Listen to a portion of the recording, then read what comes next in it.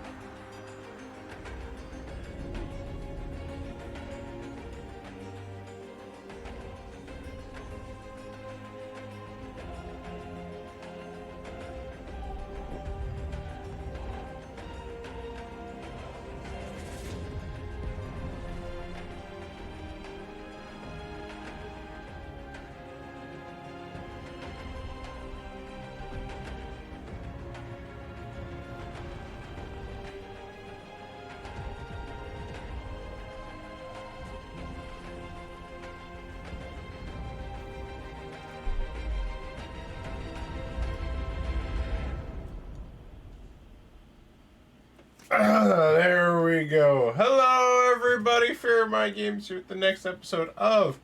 Well, not the next episode. What am I saying? I'm a malaka. So, the first episode of my new campaign playing is BattleTech. I have no idea what to expect from this game. The only thing I know is that it's supposed to be similar to XCOM, which I played the first game and the second game of XCOM. Though I kind of want to eventually make a series on XCOM and XCOM 2, because actually, I've I did back when I streamed on Twitch. I actually just full playthrough of XCOM 2. I barely beat the XCOM 2 campaign. It came down to one guy. It was so close. I want to play it again, see if I can do a bit better. All right. So the only thing I know is that mechs, turn-based strategy, fighting. That's all I know about this game. So I'm going to give it a shot. Hopefully I enjoy the ride. Hopefully you guys enjoy the ride. Alright, so I'm going to press that button that says campaign, and I'm going to start this campaign. The reason why I'm starting this campaign is actually I'm having a lot of technical difficulties getting Rome 1, the next episode of Rome 1. For some reason the game keeps crashing on me every time I try boot it up. So hopefully it gets fixed. I can start doing to Rome 1 videos again. But until then, I'm going to release this on Tuesdays to kind of replace it in the short term. Because that way you guys still get some fun content. 4 videos a week at least, We're going to do standard campaign because I don't know what custom is. So we're just going to go for default because this is my first playthrough, so might as well play the standard. So keep your mechs moving to increase their defensive evasion bonus. I will keep that in mind. If you reserve a light mech until the round's final phase, it can take an action in the next round's first phase, effectively moving twice in a row. I have no idea what that means. Hopefully there's a tutorial at the start of this thing, or else I'm going to be so lost for the first episode or two. Ooh. I'm going to just mute myself. I am Kamea of House Arano, High Lady of the Oregon Reach, Protector of Coromadir, and the Sword of Restoration. But I am not a hero, no matter what the stories say. A hero would have sacrificed more, compromised less. A hero would have done better. You know this, of course. You were there. My father used to tell me stories about the ancient times, about the Star League, a golden age of prosperity, upheld by the great mech warriors of old, guardians of the innocent, protectors of the peace. I always dreamed of following in their footsteps. I was too young to see the truth of things. After all, it wasn't heroism or a noble cause that won me the throne. It was hiring a mercenary, skilled enough, perhaps ruthless enough, to carry the day. Hiring you. I still don't know if you fought for honor or for the thrill of it, for belief in my cause, or just in my money. But whether it was your noble heart or mercenary mind, your actions gave us hope. That makes you a hero in the eyes of history. Whether you believe it, that's up to you.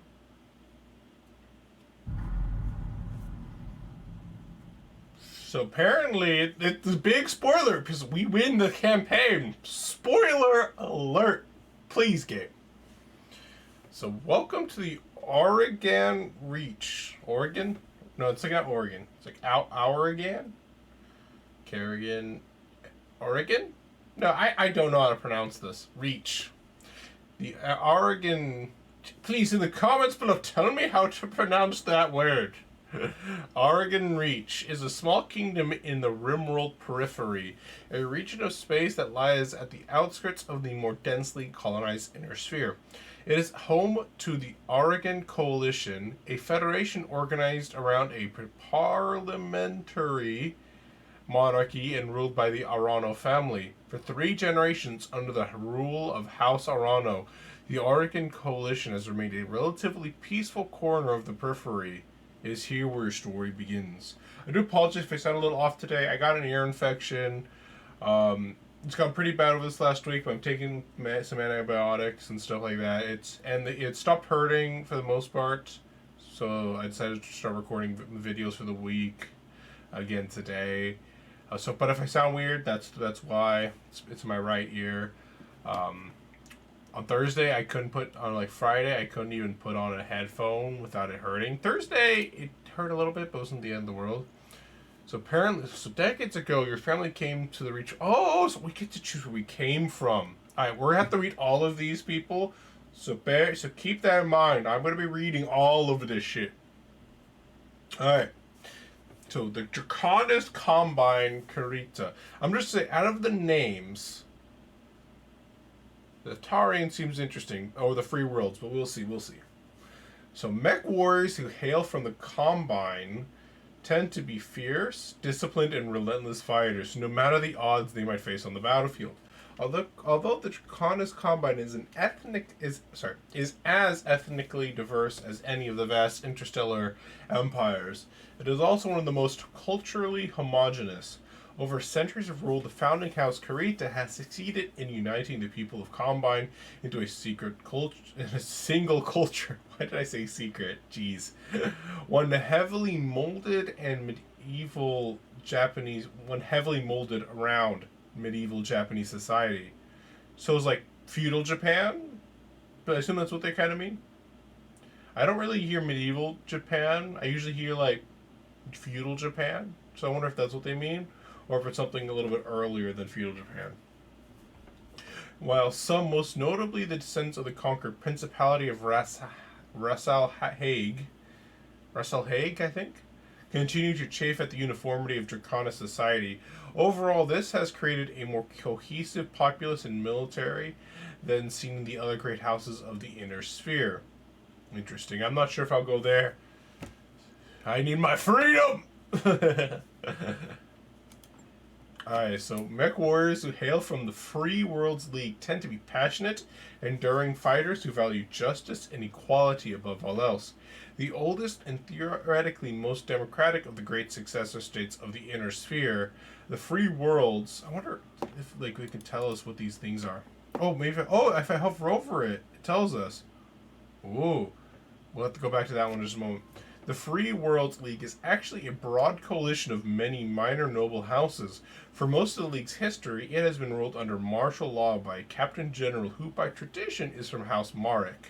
The cultural diversity and relative independence of its component regions are at once the greatest strength of the Free Worlds League and its greatest weaknesses. As an American, the Free Worlds interests me. But I'm going to actually see what this means. So, hover over this one.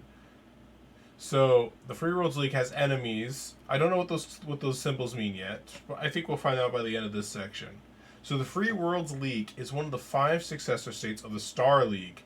So that's the one that we saw that was formed like 200 years before, I think, the events of what's going on right now, like 200 or so years, I think, based on the introduction we saw. Where was I? Dislocated Rimworld and Anti-Spinward of Terra. Ruled by House Mark, the League was, with the Capellian Confederation, one of the single signatories of the treaties that would eventually form the Star League. Original signatories, sorry. After the fall of the Star League, the Free Worlds League granted broad control over its economy and government to the commander of its military, the Captain General. The League is known for being a powerful mercantile state, but the succession wars have nearly destroyed its economy. The current ruler of the League is Captain General Janos Marek. However you pronounce that name. I'm horrible with name pronunciation, which is funny because my name is not the easiest to pronounce either. But I'm really bad with pronouncing names. So that's kind of interesting. So they give us a little bit of background information. And it's kind of nice is that watching the intro cinematic actually gave me a little bit of context about what's going on and these little advantages. So hopefully you guys pay attention to that. The successor states are the 5 great nations of the Inner Sphere considered the successors of the Star League. These are known as the successor states. So the Federation of the the Federated Suns, which is the next faction in the list, ruled by House Davian. The Draconis Combine, so the one we just finished reading, the first one we read, though we'll have to go back to that one to get some information, ruled by House Karita. The Capellian Confederation, which is still here, but that one's further down, ruled by House Lao. Liao or Lao? One of the two. I think it's Liao, because I think Lao is just the L-A-O. I think the I makes it Liao, I think. The Free Worlds League, ruled by House Mark, so the one that we were just reading now. The Lyrian Commonwealth, ruled by House Steiner. So the Lyrian Commonwealth is also here as well. So I guess it's the top 5 are part of the successor states. I'm assuming the rest of them are not. And the Inner Sphere, assume refers to like Earth or something. The Inner Sphere is the reach of space within about 500 light years of Terra, which I assume is Earth. This area is divided between the 5 successor states to the former Star League. This region is the heart of human civilization and culture. Beyond the Inner Sphere is the periphery. And House Marek, a little bit of information on these guys. We stand united. The Free Worlds League, the oldest of all successor states, has long been ruled by House Marek. The League is an open, multicultural state consisting of many great and small realms loosely joined together, politically fragile and frequently riven with instability. House Marek has relied heavily on free trade and technological advancement to keep pace with its rivals. Sorry. That came out of nowhere. So the Combine here. So what is this? So, I guess this is what it is here. So this is the little bit more information here. So this is some background information that's not listed specifically in this list that they have for us here. So they have enemies with these pictures. So they actually share some enemies. If you see here, those guys with it looks like they share some enemies with the other faction too. So the Draconis Combine is one of the 5 successor states of the Star League, located coreward and spinward of Terra. I don't know what those mean. I do not know what that means. Ruled by House Karita, the Combine has always been aggressively expansionist. The head of the Combine was the first of the Council Lords to declare himself the new ruler of the collapsing Star League. Regularly in conflicts along its borders with all its neighbors, the Combine is a highly structured, militaristic society with rulership in the where was it? I lost my place, sorry. With rulership in the hands of the coordinator, the commander-in-chief of the Draconis military, the Combine's culture is heavily influenced by the Japanese roots of the ruling family, despite the minority status of those with Japanese ancestry. As this cultural heritage is imposed from above by the predominantly Japanese ruling class, the current leader of the Combine is Coordinator Takahashi Kurita. And this house to Kurita here. That's the leaders. Why is this so finicky? There we go. Honor the Dragon. House Kurita has dominated the Draconis Combine since its founding in 2319. It's a 2319. We got a 2319 for those of you who like watching Monsters Inc. By Shiro Kurita. I wonder if that was intentional. Who imbued the state with its strong Japanese culture, personal honor, and a self-reliance bordering on xenophobia. I read so much in my free time. Like you can see, I have stacks of books there, stacks of books there. That I'm slowly chewing through, and for some reason, when I'm reading out loud, my brain just doesn't read it properly. I don't know why. Even though I understand what I'm reading. It's like I will read xenophobia and my mouth will be like xenophobic. It's like, what the? Our hallmarks of Kuritan policy. Embracing the way of the warrior, the Draconis Combine has had a long history of antagonism and aggression with its neighbors.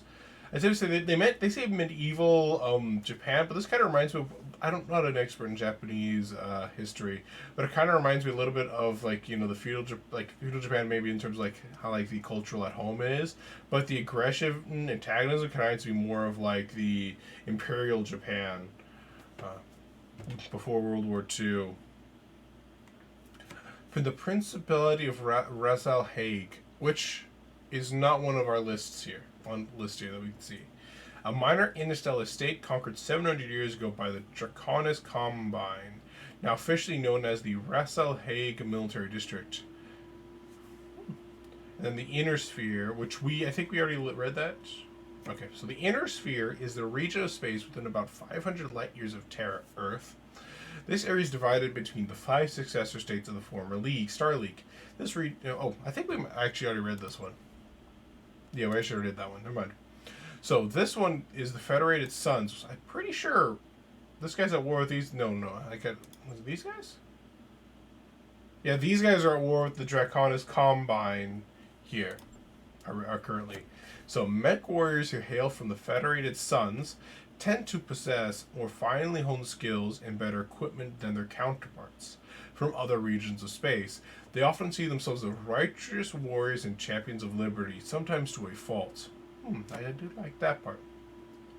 Though nearly extinguished by the Draconis Combine in the First Succession War, the Federated Suns, a constitutional monarchy ruled by the renowned House Davian, has become arguably the most powerful of the 5 great successor states.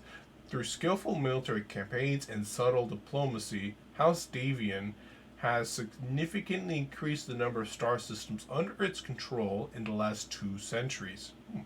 So what I'm going to do is I'm going to read the thing that they have here, and then we're going to go into the details of the highlighted stuff. So the Federated Suns. So they're at war with the Combine. So it looks like there seems to be some common enemies. Those guys with the the X in the back, and those guys that look like, I can't tell what weapon that is. What that thing, but the triangle and the weapon on top of it seem to be pretty common enemies of the 3 guys that we've seen so far. I don't know if they're playable faction or not, but whatever faction, if I pick that, seems to be at war with everybody. That we've seen so far, at least. The Federated Suns is one of the 5 successor states of the Star League, located rimworld and spinward of. I don't know what that means. Located by House Davian. The Federation is the most powerful of the 5, and the people of the Federation pride themselves on their self-proclaimed role as defenders of justice and liberty. The Federation is quite capable of ruthless, decisive action, though, and its idealism readily gives way to pragmatism when called for. The current ruler of the Federation, Prince Hans Davian, is an experienced and unconventional military commander. That's interesting. The Federation's alliance with the Lyrian Commonwealth effectively ended the Third Succession War. So there's been multiple wars, it looks like, of succession. We've seen the first one, and they mentioned the third one, which might be the last one. We don't know. Oh, we've already read that one. So it looks like this one's kind of like a slightly changed, like a slightly expanded version of like the first paragraph, and the second in the first paragraph. So it's interesting. So the first succession one. What is this? I'm kind of curious what this one is.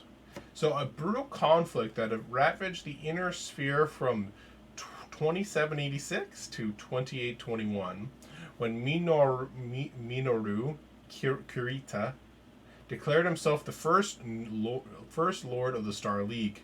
New First Lord, sorry. Leaders of the other great houses followed suit, becoming known as the Successor Lords. The First Succession War is notable for the devastating effect it had on the inner sphere's infrastructure and technology base. Much of what was lost has not been regained in the intervening centuries. That's unfortunate. So it looks like the Star League broke apart at 2786, I guess, during the Succession War, which I don't know the exact timeline now. I don't know what year it is now. I thought we were actually at 2786. I guess we're not. So maybe this was about 200 years ago? I'm not sure. So, and then House Davian here. So, by freedom sword is their motto. From their capital world of New Avalon, they must be British. The Davian family led to the led the Federated Sons become one of the largest and most militarily powerful states of the inner sphere. The Federated Sons' motto, by freedom sword, illustrates their self-image as a nation, the champion of freedom, democracy, and human rights. Though the reality is not so clear-cut, in addition to being a military power, the Federated Sons is home to the New Avalon Institute of Science, the premier research and development center of the 31st century. Oh, okay, so it is 30, so it's 300 years since then, or about 250, 300 years, so in that range, since the First Succession War. And of course, we already read the Successor States previously. If you want to see it again, there it is. If you guys are bored by this, feel free to skip ahead. I'm going to definitely be reading all this, because I'm the kind of person where I love learning the lore and background stuff. So I will be reading all of this shit to you guys. So the Lyrian Commonwealth, led by the House Steiner. So mech warriors who hail from the Lyrian Commonwealth tend to be hardy, well-equipped, and well-trained, though they have also earned a reputation for not being particularly strategic thinkers on the battlefield. That might be perfect for me then. Wealth is the greatest strength of the merchant princes of the Lyrian Commonwealth, ruled by House Steiner.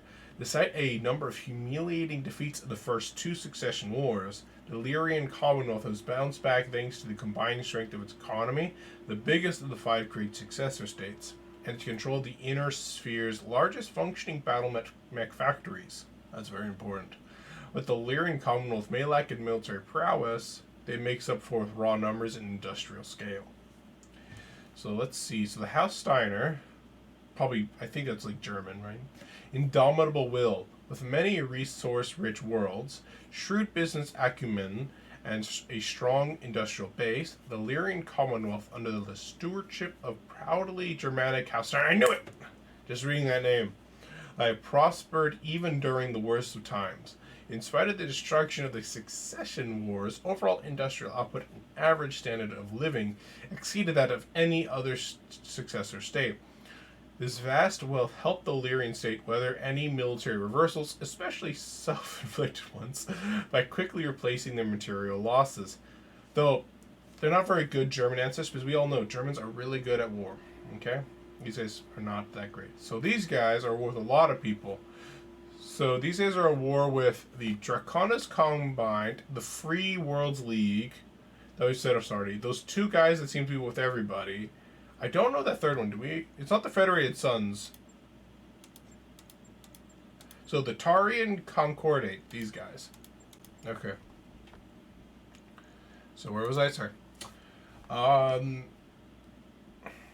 this one I haven't read yet. The Lyrian Commonwealth is one of the 5 successor states of the Star League, located coreward and anti-spar. Oh my god, I don't know what that means. Of Terra, Ruled by House Steiner, the Commonwealth is the wealthiest of the five with an entrenched and powerful noble class.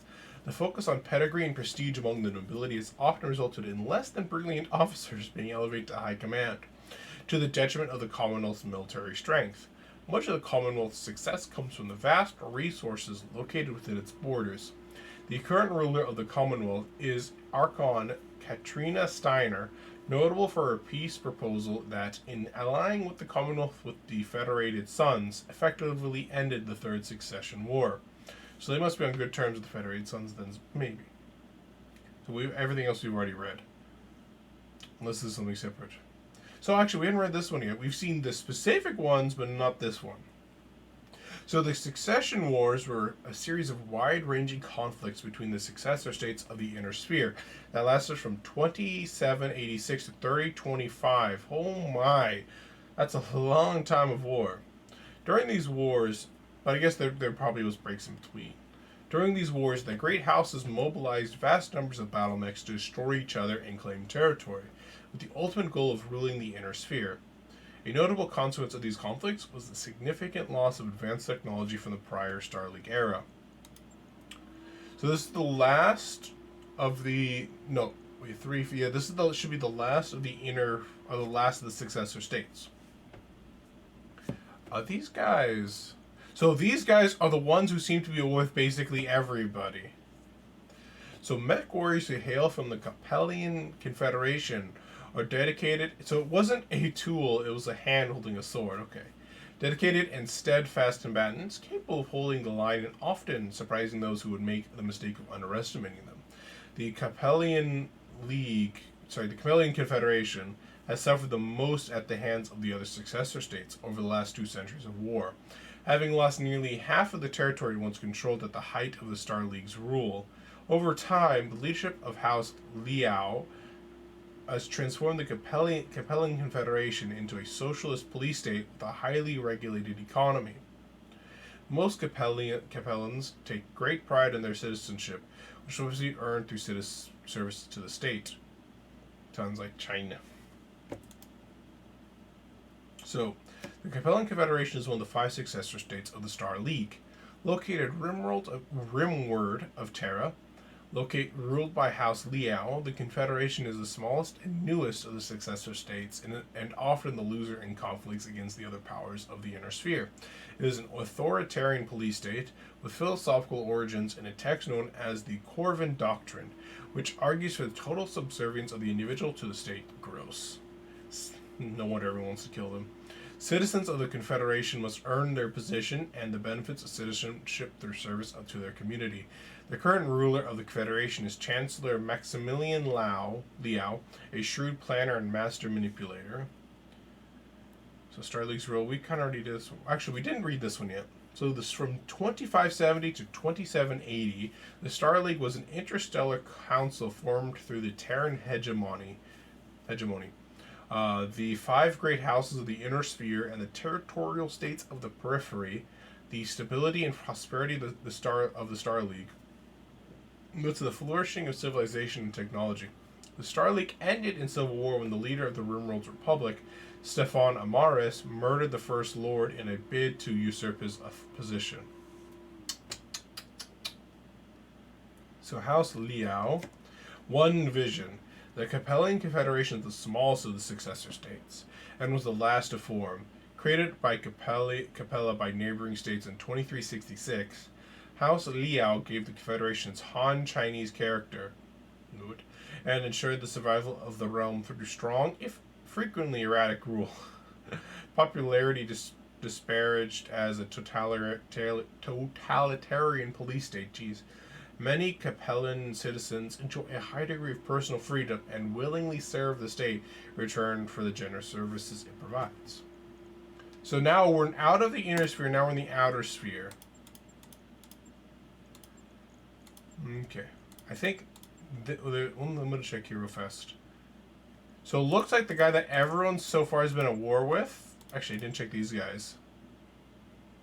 Yeah, everyone seems to be at war with is not a faction that we can play, apparently, or at least that we can be from.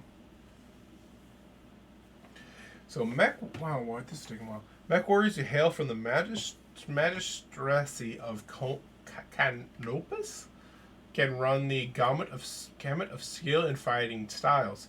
They often favor clever and unorthodox tactics on the field.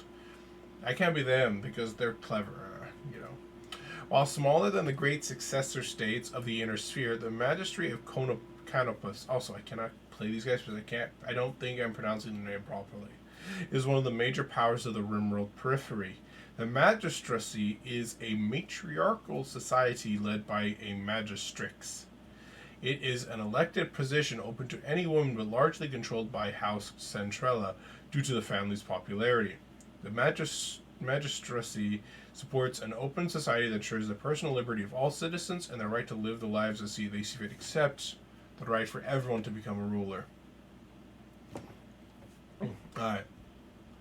So the magistracy of Canopus is a large periphery state located rimworld and anti-spinward of Terra, just beyond the Free Worlds League. Founded explicitly as a matriarchy, the magistracy is ruled by a magistrix, a position open only to women and usually held by a member of the founding Centrella family. Independent since the fall of the Star League, the magistracy has remained mostly untouched by the succession wars, except by the overall collapse of trade and travel. The magistracy is famed for its social and cultural freedom, with no consensual behavior forbidden by law or custom. The current ruler of the magistracy is the magistrix Kiela Centrella, who harbors a deep grudge against the Inner Sphere and the Free Worlds League in particular. So I'm curious what the Rimworld periphery is.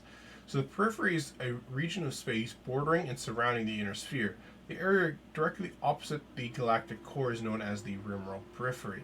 The Rimworld periphery is home to major states such as the Magistracy of Canopus, the Tarian Concordat, and the Oregon Coalition, as well as a large number of independent worlds. I wonder if those guys, the guys I can't pronounce, I wonder if those guys are the people who are everyone's at war with. So House Centrella. House Centrella is the ruling dynasty of the Magistracy of Canopus. Captain Cassandra Centrella of the Free Worlds League military founded the magistracy in 2530 when she became disillusioned with her superiors and the patriarchal structures of the Inner Sphere. The family enjoys immense popularity among Conopian citizens. She so hated the patriarchy that she created the exact same thing, just in reverse. Mech warriors that hail from Tarian Concordat tend to be stubborn and aggressive. Maybe this might be perfect for me. They can be quick to anger, but are nonetheless skilled and perceptive combatants. Founded as a constitutional monarchy in the leadership of House Calderon, the Tarian Concordat, also I think I'm pronouncing these guys right, so that's a big plus. It is also one of the oldest surviving realms of human civilization, having formed long before the creation of the Star League. Tarian citizens enjoy extensive freedoms guaranteed by the Concordat Charter, and take pride in defending those freedoms through compulsory service. The Tarian Concordat has long had an antagonistic relationship with the Inner Sphere, particularly with the Federated Suns. I'm kind of interested why, actually. So, the House... let's see a version of these guys. House Calderon is the dynastic ruling house of Taurus, and the Tarian homeworlds and the Tarian Concordat. The line is descended from Samantha Calderon, who ruled the first colony on Taurus in 2253. Members of House Calderon are considered fair, egalitarian, and pragmatic in their decisions. So, 2 more to go, everybody, and then we're done reading through all these guys. I think it's probably been like 20 minutes or something like that. So there's no easy way to characterize mech warriors hailing from the Rimworld periphery. They can be anything from petty thugs to ruthless tacticians to skilled and honorable warriors. The nations and minor nobles of the Rimworld periphery have long played a role in shaping humanity. The Star League's downfall began in the periphery, eventually leading to the current tattered state of these desperate star systems, on the edge of known space. The periphery is still the galaxy's frontier, where the great houses of the Inner Sphere play deadly politics, petty bandit kingdoms thrive, and pirate bands prey on the minor noble houses trying to survive in this hostile environment. So this is the Wild West. The Deep Periphery. Ooh. Mech warriors that hail from the Deep Periphery are rare. But even rarer is the mech warrior who will admit to such an origin. Beyond the outermost edges of the periphery lie depths of space that remain uncharted and unknown to most of human civilization.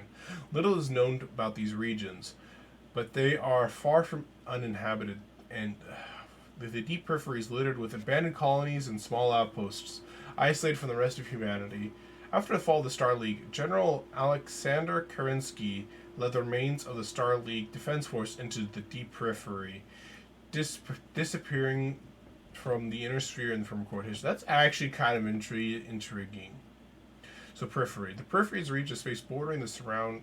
Oh, did we already read this one? Yeah, I think I already read that one. So Alexander Kerensky. So born 2700, disappeared 2784. As regent and protector of the Star League, commanding general of the Star League Defense Force, Kerensky was the highest ranking military officer of the Inner Sphere. Following his successful conclusion of the Amara Civil War, Kerensky withdrew from the Inner Sphere with 80% of the SLDF's personnel and assets, never to be seen again. This action left the Inner Sphere defenseless and precipitated the First Succession War, so it's kind of his fault then? I wonder why he did that. To the Star League Defense Force. The Star League Defense Force, SLDF, was the largest military force in human history, with over 100 million soldiers serving in 486 divisions at its peak. The SLDF suffered horrific losses opposing Stefan Amaris in the Amara Civil War. I'm not gonna lie, this is kind of intriguing, but I think out of all these ones, I'm either the Free Worlds League or maybe the Taurian Concordat.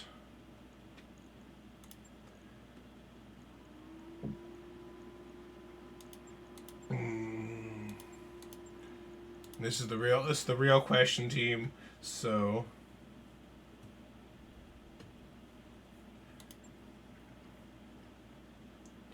I'm gonna play this one because I tend to be quick to. I can be very like I'm both quick to anger and not quick to anger at the same time, but I'm very stubborn.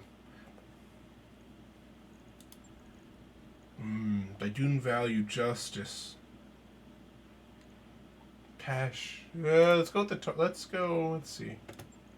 Eeny, meeny. I was going to eeny, meeny, miny, mo. Catch a tiger by the. Let's go with these guys. So let's see what happens. Is it different if I click different people? So it's the same people. Okay. So through immigrants to the Oregon Reach, your family soon established a small, comfortable presence so I'm of noble birth. By the time you were born, your family had become the de facto ruling nobility of the system's only inhabited planet.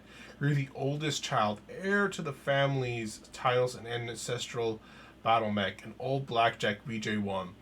This is where you met Raju Mastiff Montgomery, a veteran of the Succession Wars, whom your parents hired on for a season to train you as a mech warrior. Raju was a strict but a capable teacher, and you quickly became a skill part under his tutelage. It was an uneventful life. I'm going to be curious, has anything changed in the details? It does not look like any details changed there, so we'll just click this. Wait, actually, I didn't check that. No, maybe, let me check this. Of noble birth. So it's always noble birth, okay. So who's this guy? So Raju Mastiff Montgomery, a battle-scarred veteran. I think that might be that guy right there in the picture. A battle-scarred mech warrior with nearly 40 years of combat experience. In addition to mercenary work, Mastiff has served as master-at-arms for a number of noble houses, training their scions in the arts of war. The ladies Camilo Arano and the Victoria Espinoza have both benefited from his training. So mech warrior, a little bit more details here. Someone who pilots a battle mech is called a mech warrior. Not too surprising there, honestly. They typically serve in the armies of the successor states or in mercenary units. During the Succession Wars, many mech warriors owned their own mechs and passed them down through the generations as family heirlooms. So with the Oregon Reach, this is where it's going to be settled. This is going to be our starting area, I assume. The Oregon Reach is a specific group of about 24 systems in the rimworld periphery, bordering the Taurian Concordat and the Compelling Confederation, which is actually kind of perfect then because I picked the Taurian Concordat. That's actually kind of funny. The Reach is home to the Oregon Coalition, ruled by the House Arano, Beyond the reach are a number of independent systems colloquially referred to as the frontier.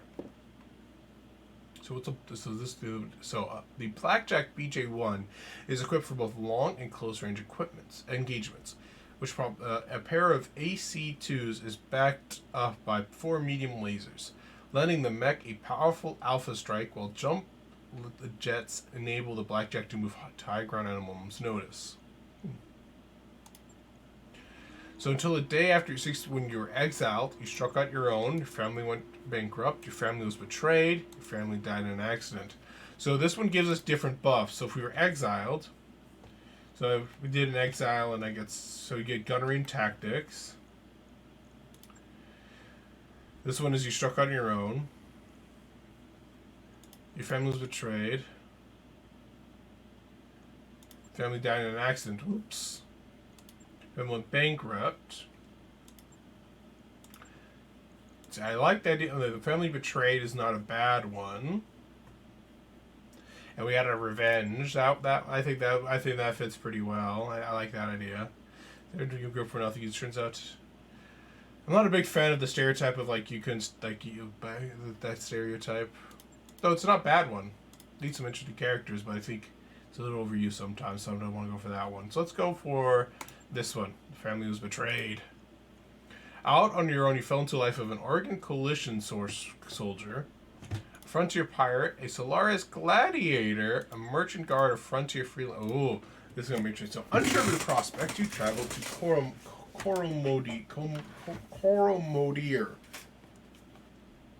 What is this? Oh, crap. Coromodier is the center of the power of Oregon government. It is 2 habitable worlds are home to billions of people. At the heart of Coromodier VI is the vast Taurian fortress that serves as both capital and last bastion of defense. Both House Arano and House Espinosa consider Coromodier as their ancestral home. So this is one with gunnery. Tired of I don't think I want to be a pirate. If you guys want to, you can pause it and read what that is. But I read it anyway, screw it. Tired of living under the authority of others, you fell in with local pirate gang in the Rimworld periphery. It was an unruly crew, but an effective one. Roaming the periphery afforded your outfit with a steady supply of poorly defended merchant caravans and supply depots to prey upon.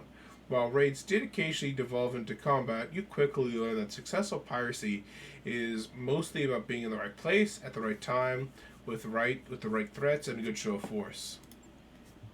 You took your skills as a mech warrior to the famed arena planet of Solaris VI, where there you eked out a living as a gladiator, fighting for the crown in minor arenas, getting by from paycheck to paycheck. So this one's gunnery, guts, gone back to gunnery, and then this one's tactics. Inner Sphere mercenary, eager to get away from it all. You joined up with a minor Inner Sphere mercenary unit. Integrating into the tight-knit crew took time. You eventually proved your worth in being part of the family. No one's not a bad one. Frontier freelancer. You roam the Rimworld periphery as a freelancer, signing on for whatever odd contract you can find as a mech warrior for hire. It was a solitary life. But as you became more comfortable with the itinerant lifestyle, you found you were able to make a decent living helping the people of the frontier. So merchant guard. So that one was tactics. This one's going to be piloting. You signed on as a guard for a small trading guild, providing security as the guild's caravan, making trade runs between the inner sphere and the periphery. It was a largely uneventful life, but you were able to put your mech warrior skills to good use in the occasional scuffle with pirates and uncooperative local governments. I'm actually going to change my mind. I'm going for the Free Worlds League. I just like it.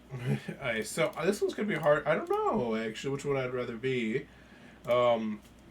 Mercenary. I like the idea of the mercenary crew. I think that's what I'm going to go for. So 2 years ago, you crossed paths with Raiju Mastiff Montgomery once again. Pure chance brought you back to Oregon Reach, as your mercenary crew took an ill-fated contract against an enclave of pirate on the outskirts of Oregon space. The job went south, and you were the only one survivor. Oh my god, we were apparently the last survivor of our family. Now, there's a trend here! There is a trend here that is very disturbing! The The job went off. You're the only survivor of your unit. Raju's lance happened to be on patrol nearby. After rescuing you and helping to honor your fallen comrades, he offered you a job in the House Arano Royal Guard. So it is that you find yourself reunited with your old mentor, preparing your ancestral blackjack for guard duty on the coronation day of Lady Kamiya Karano. I don't remember if we read this one yet, so let's read it. So, House Arano, foresight and vision, the hereditary rulers of the Oregon Coalition, currently led by Lady Kamiya Arano. The Arano House sigil is a great cormorant on the field of red. The ancestral seat of House Arano is Coromodier VI 6. From the early days of the Rimworld Trade Partnership and founding of the Oregon Coalition in 2910 through to the current day, House Arano has led the systems of the Oregon Reach. So Lady Kamiya Arano, brave, I was about to say bravo, but then idealistic and determined, the Lady Kamiya Arano is the daughter of the late High Lord Tumult Arano II, due to inherit the throne of the Oregon Coalition. I wonder if that's the lady in the cinematic that we watched, where it's like, thanks to you. I wonder what's the difference if I pick like a merchant guard. Is there like a different story each time? So there is a different. So each time you're basically left by yourself, and assisted you essentially is what happens. Yeah. It looks like some of these are pretty similar. So, but that is kind of interesting. Alright, so now we can make our character apparently. Okay. So this one has to be us. So of course, our first name has to be Fearmy. Okay. Well, actually, here's what. So we'll do. The call sign has to be Fearmy. Okay. So our first name, I'm gonna use. Let's do my for real first name. Let's do a fake last name. Let's do games.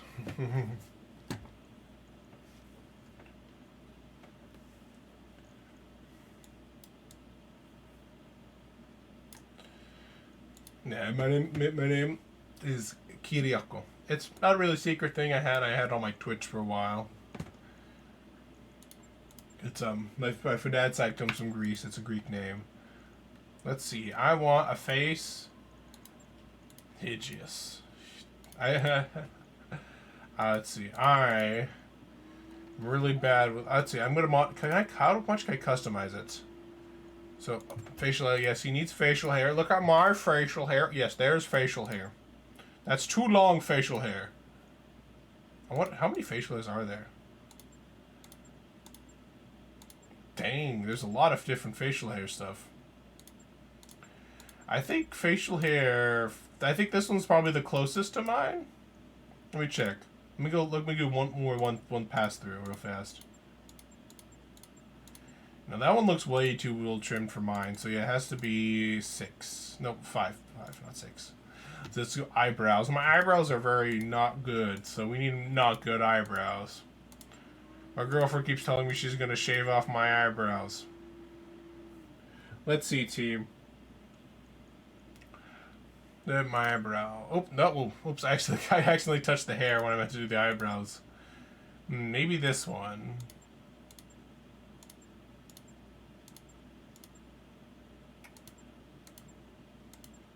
I actually do not know what my eyebrows look like. I don't remember what my eyebrows look like. Give me one moment, team. I need to get a picture of myself real fast to be like, what do my eyebrows look like? Okay, so let's switch the camera.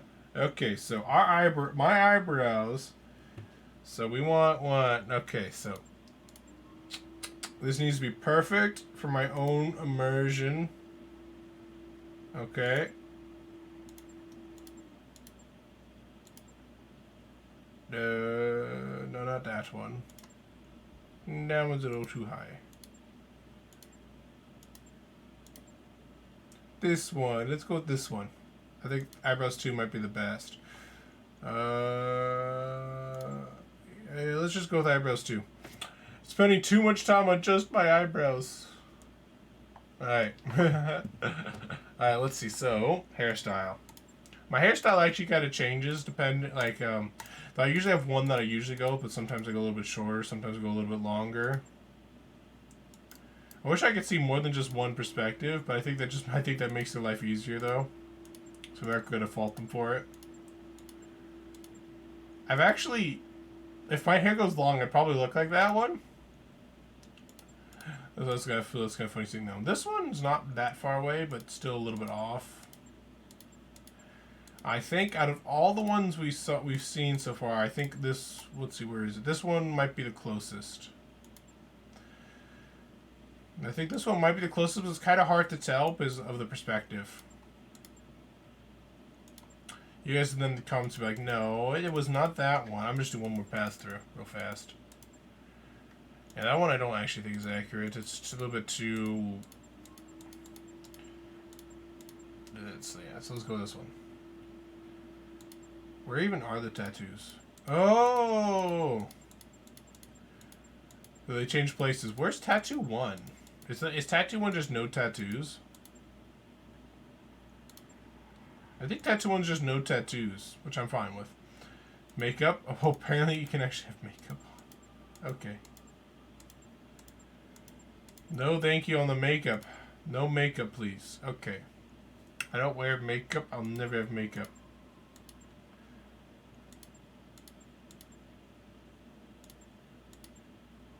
What is that face? It looks like... Some of these expressions are kind of funny.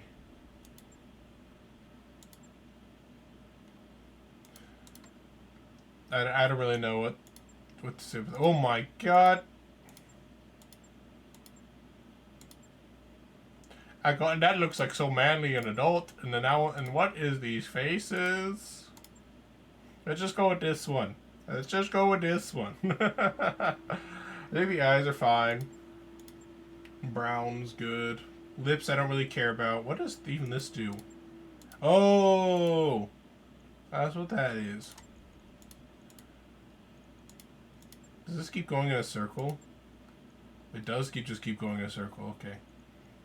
So I'll save this. Let's go with, wait, oh, clothing. Apparently you can change the clothes. Oh my. You can change the clothes. I'd probably pick something like this.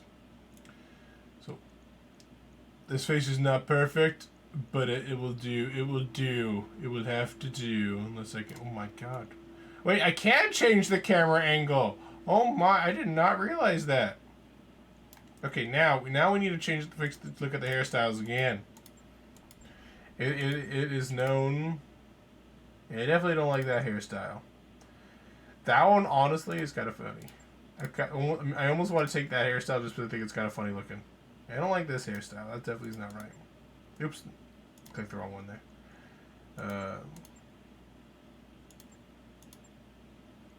This one's not accurate for my hair either. Let's see. This is very important, okay? I think this is the best I'm going to get. Take safe. So, actually, I'm kind of curious. If I click away...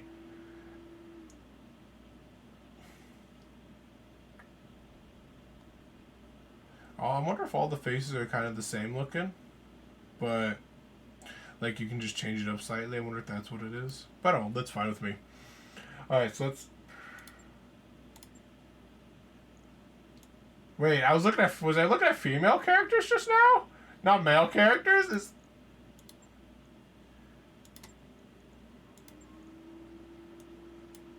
I didn't even notice that. I'm going... Oh my god. I didn't even notice that I was looking at female characters.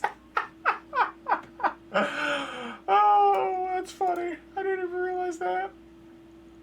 That's funny. Okay. I was like, I got it already. I got it perfect. It's now perfect.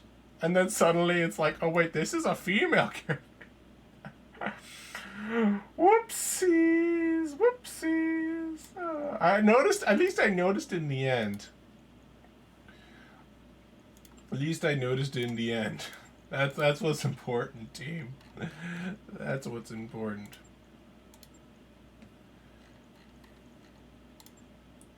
See, so actually I'm curious, does this actually change any of the choices? So facial are 5, does it change anything? Or is it just, or I think it does change it slightly actually, now that I'm looking at it. I think it does change some things. Looking at the, can I, like, no makeup, please?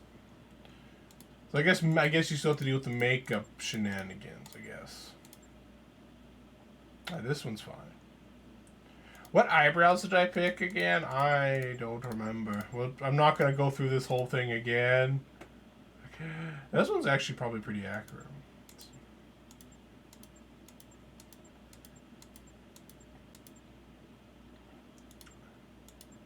Let's just go with this one. Screw it. I don't care that much. I think the hair looks fine. Let's see. I'd say that's acceptable. I'd say that's acceptable. I think that's acceptable. Is there blue? Is there like a blue color, or is it only like red and stuff? Let's go with this color then. Alright, that one looks fine. I like that one. It looks like a more manly version of me. I like that. So we have officially, this is our character apparently. So we have +1 to tactics, +1 to gunnery and guts. So pretty well balanced. The only thing we're not the best at is piloting. Confirm. It took us almost an hour to make our character. That's dedication. Oh, sorry. The High Lord Tamati Aranio II is dead. The Oregon League is left at an uncertain crossroads. Once prosperous, God dang it. Lord Santiago Espinosa, brother-in-law to the late High Lord, is convinced that the slow-moving Council of Founding Houses must be dissolved. His proposed directive would conscript their house guard and centralize power under one ruler. However, the High Lord's heir, the noble lady Camilla Arano, is determined to rebuild the Reach without transforming it into an authoritarian state. She refuses to enact her uncle's directive and has rebuked his vehement pleas to reconsider.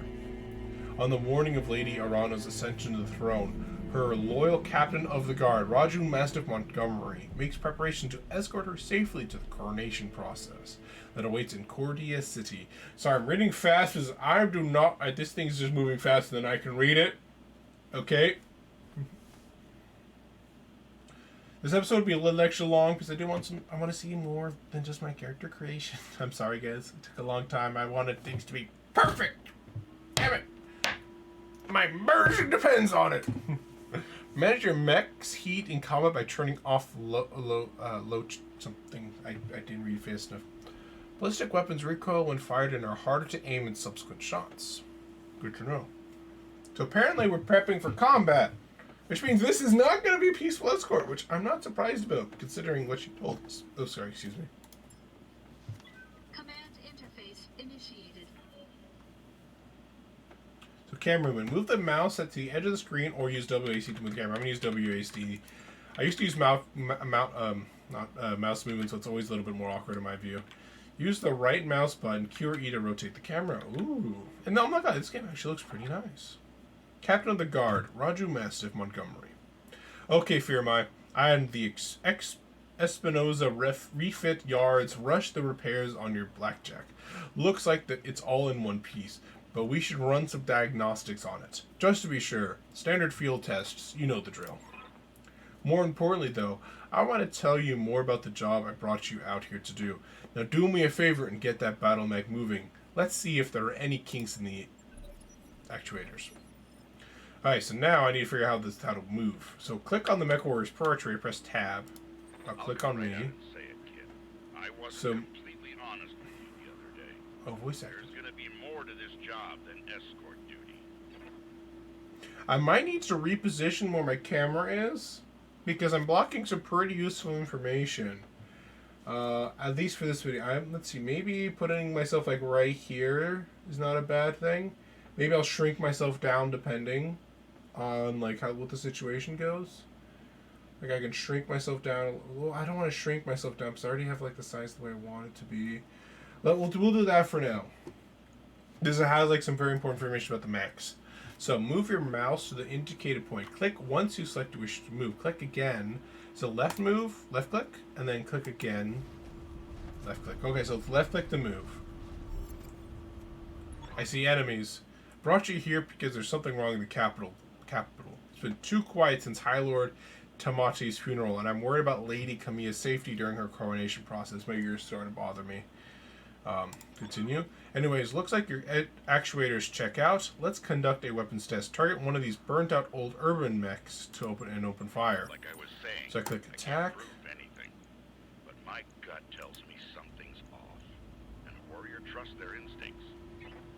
I agree with you, good sir. Ooh. That's pretty cool looking. Yeah, definitely like a mech version of XCOM. Good shot. Your guns are in working order, at least. Oh, little tank! Oh, it's adorable looking. I've been training Lady Arano since she was 14 years old. She can be naive at times and proud, but I have no doubt that she'll be a just and effective ruler. It's on us to see her safely to Cordia City. I'll rest easier once she's in the capital with her cousin Victoria by her side. Lady Victoria, well, she's only been training under me for a single season, but she's already shaped herself into one of the strongest mech warriors I've ever seen. Reminds me a lot of you, truth be told. Ooh. Anyways, we should run a check on your targeting computer. Let's, you see that drone over there? The one moving around the tree line? Put some hurt on it for me, and when it turns, take it out with a rear angle shot. After it's down, take a risk. After it's done, we'll keep moving. Okay, so Like a daughter to me. so it's, And her late father, High Lord Tamati, was a good friend. so am I supposed to attack right now? So it gets some damage reduction because it's undercover. That's good to note. So that's supposed to move. And then I fire again, I assume? Is there a particular attack I do? Okay.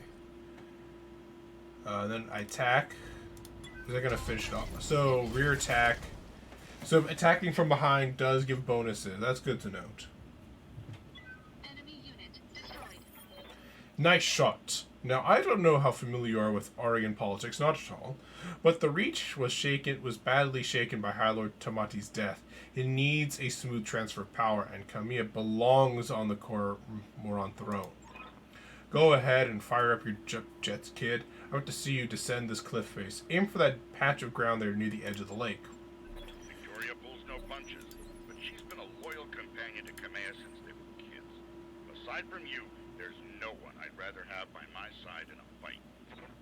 That's nice of you, dude. So I can jump down here and... Ooh, that looks cool. Enemy detected. Oh, I have heat critical. That jump jets build a lot of heat, and that was more than your engine could handle. Head on into that water. We need to get you cooled off. So if I overheat, I need to get like to place some water to cool off. Plasma leak detected. Jump jet malfunction. Jump jet systems damaged. System inoperable until repaired. Oh, for the love of God, all the gods! This is what I get for insisting on a rush job. Not that I had much of a choice. The Espinosa refit yards were backlogged like you wouldn't believe. It looked like they were trying to process every single Royal Guard mech in time for the coronation.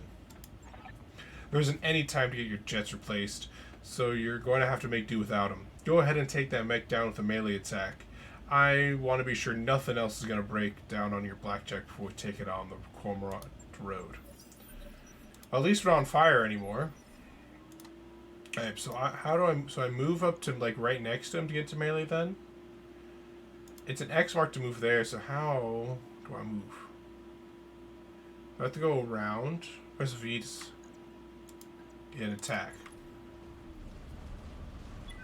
So I guess unless I do melee attack, I guess I can't move right next to a target, it looks like. Good hit. At least that's solid. Alright, one last test. I want you to take your blackjack up to a sprint and evade my attack. Push that engine, kid.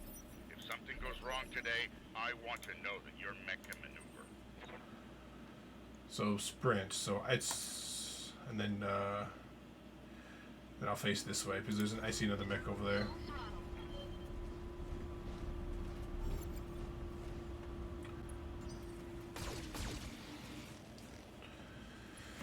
So I can use that to try and dodge a little bit, I guess. Can I move? Congratulations, Fearmy. Your blackjack's as combat ready as it can be, given the circumstances. For what it's worth, I hope that my suspicions turn out to be unfounded. and we end the day having a good laugh about what a paranoid old man I've become. But if not, then I know that you'll be ready. Alright, it's time to move out. Lady Arano is waiting for us at the mech bay. An impressive display, Sir Raju. Of course, this mech warrior was a student of yours. I'd expect them to know their way around a cockpit. So sprinting also allows you to move faster, not just increase your evasion. Full throttle.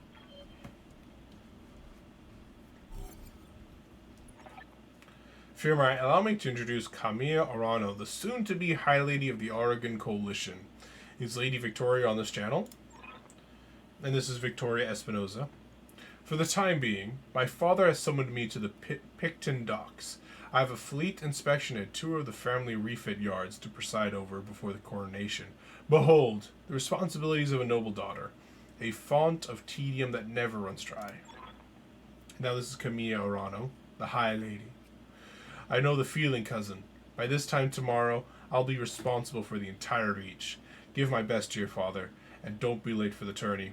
The gambling dens are already taking bets on how long it'll take me to cripple that customized monstrosity pilot. Back to Victoria. Left. Bold words, cousin, but the only victory they'll be celebrating is mine. You may be ascending the throne today, but my Kaga is more than a match for the family heirloom that you call a battle mech. And in the arena, I reign supreme. Back to Kamiya. We'll see, cousin. We'll see. At any rate, I will see you at the tourney grounds. Sir Raju, I am ready to go when you are. Overland, along the Cormorant Road, as is the Arano tradition. Aye, Kamiya. We'll get you there in one piece. Fearmy, fall in behind me. Here, I have a voice for him. Actually, I don't want to give him a voice. What if he dies? And remember what I told you. Be careful. I think that's be careful. The succession wars destroyed the Star League factories, making battle mechs hard to maintain and reproduce, and much is now lost tech.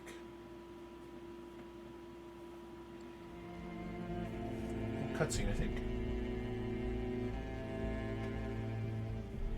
I remember the Oregon Reach of old, the time of the Great Expansion. I was just a boy then. Proudly we went forth, bringing the light of our coalition to so many systems. And for what? To see our great kingdom slowly waste away? Year after year, the Council deliberates while our economy falters, and the wolves bay at every door, while covetous neighbors plot against us. Well, I say, it can go no further. We are here today because if Lady Arano will not act, someone must. I know what I'm asking of you. You will face former comrades, or even loved ones, on the battlefield. I take up arms against my own niece. But remember, today we sacrifice so that tomorrow we can return our kingdom to its proper glory, to its proper strength. So should you fall tonight, know that you did so as true heroes of the Reach. To your stations, for the Directorate! Is that his the title that he's calling himself now?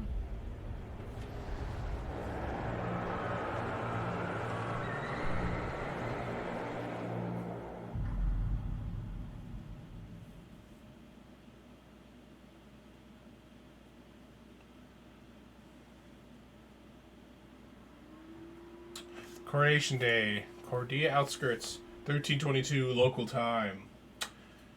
So that guy, I kind of expected that to happen, because or else we wouldn't have a story, but, you know.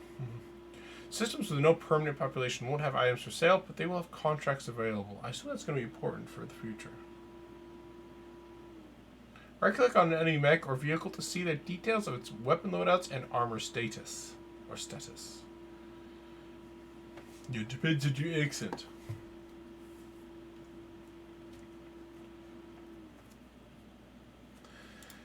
Loading. This is a loading screen, but we're not telling you it's actually loading screen. Becoming friends with the pirate faction will increase your chance to purchase access to black market stores. So it looks like this campaign's gonna be basically Civil War. I wonder if our main character can die, because that'd be just so awkward. Manage your mech's heat in combat by turning off low chance to hit weapons. Okay. So apparently we control 3 people. So Camille Rana, I'm going to miss this, Raju. The clarity of purpose that I feel in the cockpit of a battle mech. The simplicity of it. But there they are, just up ahead, the city gates and my future, all laid out before me. Wait. What's that smoke? A guard post. One of the small ones that dot the roads leading to the capital. But the emergency band's been quiet all morning. I haven't heard anything about any fire. This is damned odd. And I don't like it. Kid, keep your head on a swivel and be ready for anything. Let's see. So what's the difference? Okay, so I can sprint to go a little bit further. I wonder, should I be strategic? On my way. I want to make sure she's keeping an eye on, like, the flanks. Some sort of explosion. Looks recent, too. Do you think it was an accident? No chance. You see those scorch marks on the rubble? That's laser fire. We need to get you out of here, Camille, right now. Yes, I think you're right. There's a patrol of World Guards mechs up ahead. We should go to them. Whatever's happening here, I won't let it derail your coronation. I get the feeling those mechs that I'm running towards are actually not friendly. I will prove myself worthy of the faith you've placed in me. Of that, I have no doubt. Let's see. So we can. I guess the goal is just to get there. We can go up this way or the road. I'm gonna follow the road with Mastiff. Just that way we don't have all my guys right next to each other. Because I mean, technically in character we don't know what's necessarily going wrong, but you know, I don't want to put myself in necessarily a bad position. So it looks like we can knock over some trees, and we're also in cover too. So I think, do we all need to be there essentially? I guess. Oh, why can't I move you? I want you to sprint. Oh, there we go. Copy that. Copy that. Do we all have to be there, or is it just one person needs to be there? This is all of us, so.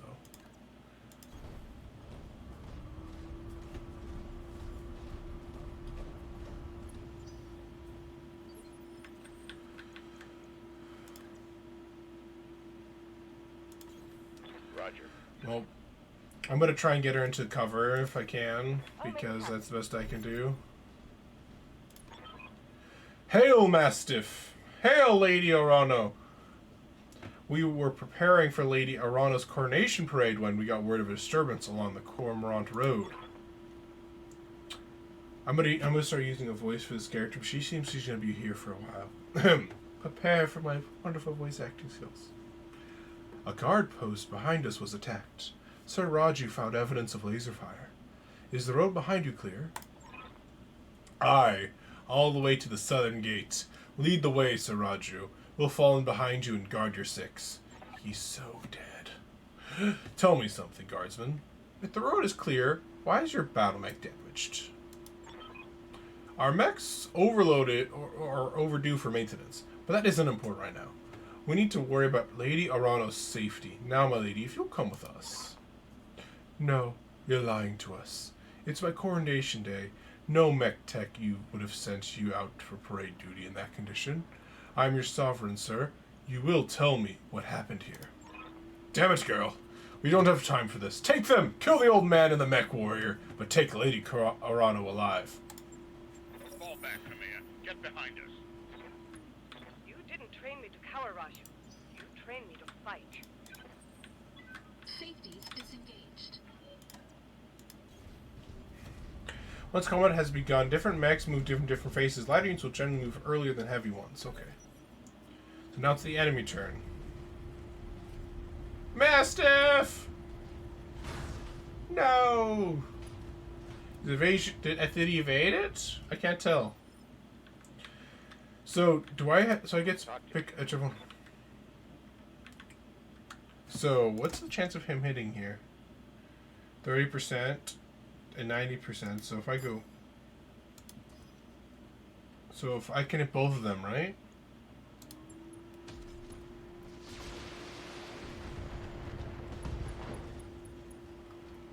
Ooh.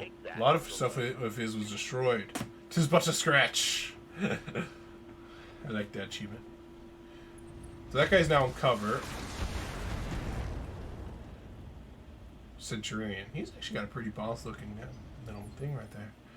Okay, so I guess Kamiya is probably the perfect one to oh, so she can multi-target as well. But I want to just attack. So it looks like you have a high chance of destroying some of his stuff at least. Can you fire? Can I select him to fire? Attack him. No, I don't want you to move. I want you to attack. Can you only attack that guy? Okay, I guess we'll attack him.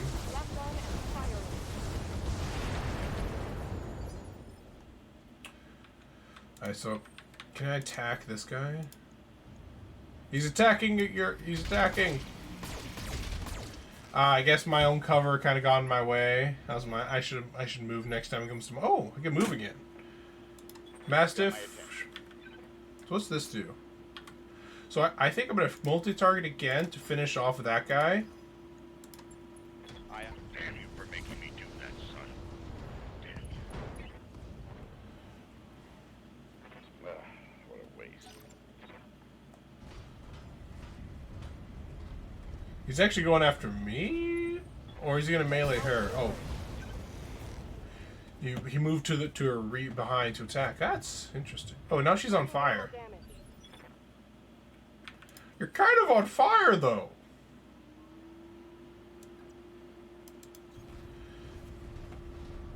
Don't know if I did that right. So I can't move it and then attack. I didn't know if I could. I hit him in the back. There. Ooh. Pilot. I've injured the pilot. So what does that for mean? So she has no injuries. I have no injuries, so I can attack him. So melee attack ignores evasion, apparently. Ooh, he's like nothing left right now. Orders. Attack! Beat him up! Easy clap. BattleTech down. Alexander Madeira, Lord. Come here, static. This is supposed to be static going on. Come here. Come here, can you hear me? Alexander, we were just attacked. The Royal Guard, my own guardsmen, tried to take me prisoner. It's happening here too. The Royal Guard are killing one another in the halls. Lord Carasa's house guard just got gunned down in front of me. The tourney pavilion is a slaughterhouse. I won't let these seditionists, or whoever they are, steal my birthright. We need to rally every loyalist we can find and make a push on the capital. I'll take the throne by force if I must. Go to Rotorua Township, to the armory. Your soldiers are using it as a rallying point. I heard Lord Decimus sent his house guard there a few minutes ago. Someone's here. I have to move. Rally what forces you can and meet me at the turning grounds. Be safe. You heard him, Mastiff. Rotorua Township. We'll go there, rally our fighters, and march on the southern gate with an army at our back. Kamiya, I know that you and Lord Madeira are friends, but we can't take what he told you on faith. Right now, we don't know who we can trust. In this case, we do. Alexander has been my closest friend and confidant for as long as I can remember. His loyalty is beyond question. I trust him with my life and yours. Now take me to the armory. As you command, my lady. Traitors in the guard. And I fear this is only the beginning. So where are we going? Follow me. Over there. Keep close and remember your training. Things are likely to get ugly between here and there. I want to try and get her behind cover if I can. Location confirmed. I'm a little bit far behind, so I'm kind of the rear support right now.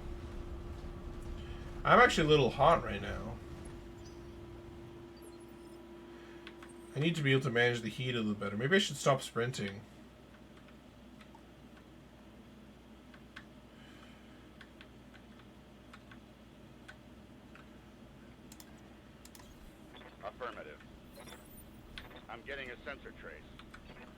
There's enemies up there. That's concerning. Affirmative. Or at least other people there, which I assume are hostile. Oh, buildings that are tractable, looks like. Alright. So I think I'm going to move... So I move him first. Okay. I'm a little concerned. I'm going to take cover here.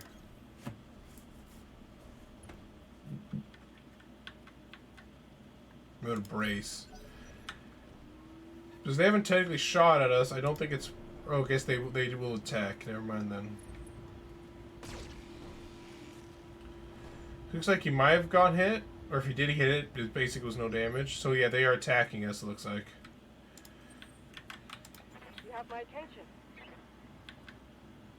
So can you hit anything? Where can I move you to? Oh. That's a bad thing then. Okay, let's fire. Ooh. Nice. Damn. That thing just got obliterated. Another enemy casualty.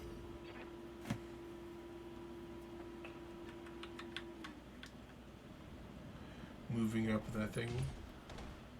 He did get hit that time. But he is covered and guarded, so he was ready to go. I didn't want to fire first, but I felt like that would make me the bad guy.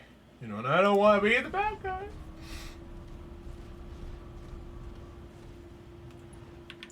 Attack! He's going to be under cover, so it's not going to do a crazy amount of damage, I think. But if nothing else, he did get a little bit weakened. So it looks like most of these aren't mechs. Oof. Maybe I think some of it got blocked by the rocks.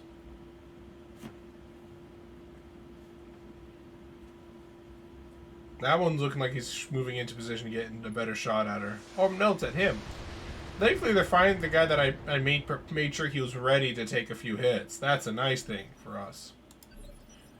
So, is it his turn? It looks like it's his turn. So, I'm going to have him multi-target. Affirmative. Wow, that thing was just demolished. So, I told it to multi-target. Did it hit both of them? Okay. I think it might have hit both. No.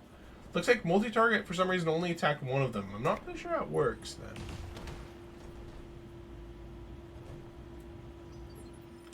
Well, he's undercover, which is being helpful right now. Looks like she has a high chance of just demolishing him. Oh, my. Oh, I think I know. Oh, she's overheating. I think I know what I needed to have done there, and that's my bad.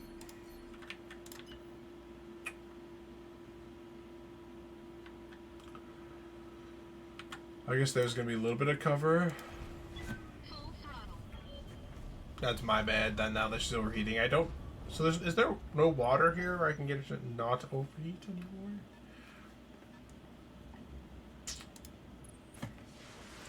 I'm under cover, which is going to help me take a little bit less damage. It looks like I didn't really take much damage at all. Maybe. So whose turn is it? So it's his turn. So I'm going to move him up. Follow my lead. So I need to find where the heat problem management is. So where's the heat management? So where does it say the heat levels? No, that's his level, I think. Well, I guess we'll go for an attack. So we turn that off to reduce the amount of heat I generate with that attack. So he didn't overheat, but she did. Tell me what you need. So how? Oh, is this maybe their heat levels? Okay. Reading loud and clear. So is there like a water source here? I don't think so. So let's move her up here and get like a Hawkeye view. I'm gonna move him up, get him under cover again. Copy that. Oh no. Come here. Do you read me? It's Espinoza, your uncle. Do you hear me? House Espinoza is usurping the throne. It can't be. My uncle, Victoria. Come here. I just watched an Espinosa BattleTech plow through an alley full of civilians. This is happening, and it's happening now. Your loyalists have fallen back to the market district. That's where they're making their stand. What's left of the Royal Guard are doing their best, but there's something wrong with their BattleTechs. Wait, what's that sound? Oh, gods! That doesn't sound good. Alexander! I'm assuming that must be the market district.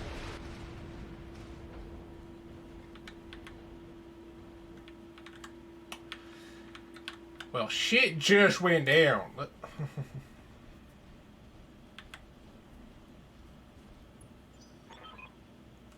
It's over. I need a evil voice for her, but I wouldn't. It's over. No, that's not really a good voice. Fuck it, let's do it. It's over, Kamiya. Your ascendancy, the Arano legacy, all of it. Victoria, what have you done? You know, Kamiya, for years I loved you like a sister. But then my father helped me see it. Your family's complacency, what it's done to the Reach. Our nation dwindles like a dying star, and House Arano is to blame. My father offered you a path to glory. I'd fought under your banner proudly, served as your strong right hand. It was like a knife in my heart when you turned him away. Damn it, Victoria! Taught you better than this.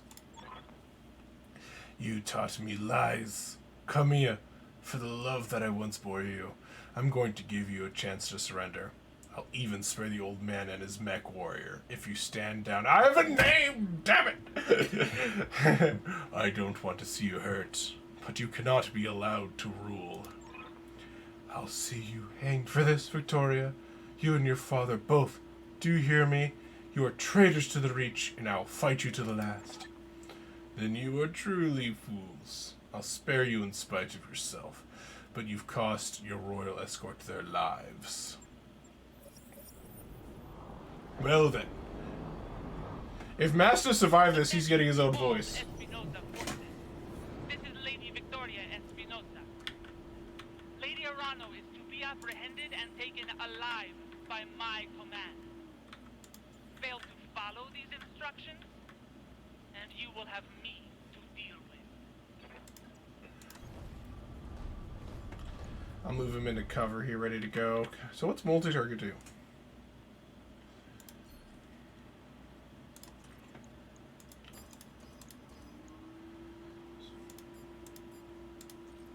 Oh, apparently I can adjust how accurate they are.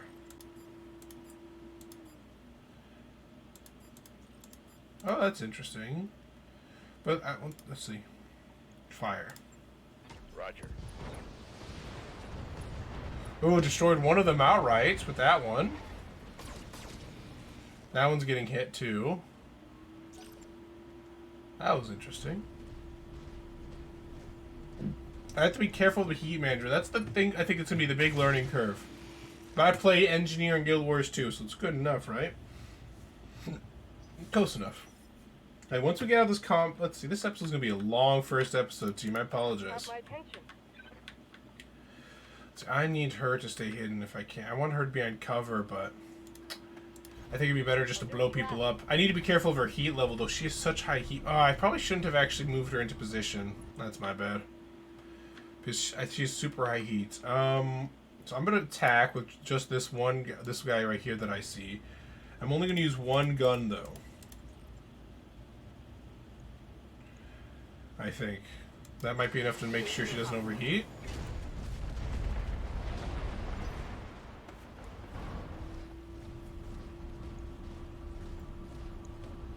I mean, she did overheat. I mean, not overheat again. It's kind of interesting. The AI is actually kind of following what they kind of stated as they're going to focus on their escorts and not the actual dude itself. That's interesting. So I'm going to move. I like that little detail that they remembered to include. So I actually kind of want to be able to put in position to fire both of them. I'm not really close to heating up, so I'm going to put myself in danger. I must protect Mastiff for all that he's done for me. I can't afford to lose somebody else again. Apparently I can't attack more than one person, so awkward. Let me turn off these two because they have a low chance of hitting to save on some energy. Ooh. transmission. Incoming transmission. Attention, citizens of Cormadir 6. This is Lord Santiago Espinosa. With the unanimous support of the founding houses, I have assumed control of the Oregon Coalition. For your own protection, I urge you to remain calm and stay indoors until otherwise instructed. All hostile units, stand down, and you have my oath that you will not be harmed. Resist, and you will be fired upon. Well then. My father placed his faith in that man. I gave him my trust. He was family. I actually finally figured out what the churn order means, which is nice. So what's sensor lock? Okay, so let's attack. I should move first. Maybe get into a better position, line of fire. Let's see. That's actually could be a problem. Let's move it here. There's some cover. Point blank, fuck him up. Turning this one off though to save on energy cost on heating. That didn't do quite as much damage as I thought it was going to do. Ooh, he jumped like mine does.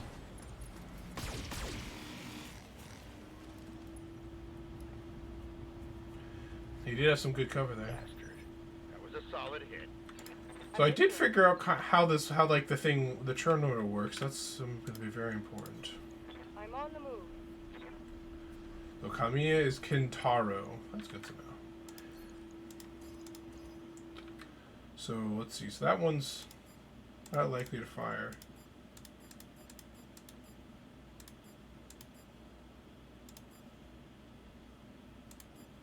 How much energy is this going to cost me? I'm going to turn this one off and I'm going to fire.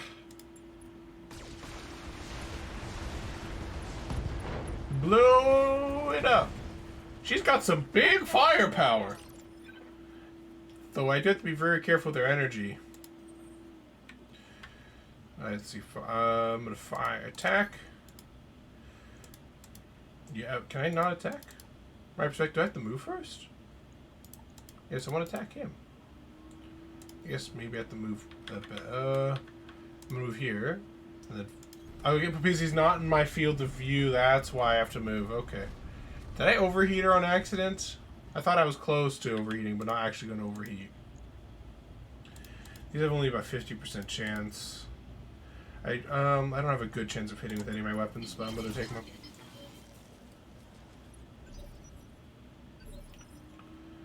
That's Mastiff. Can I get around? Can I get... Let's see, how far can you move? I guess that's the best I'm going to get with him.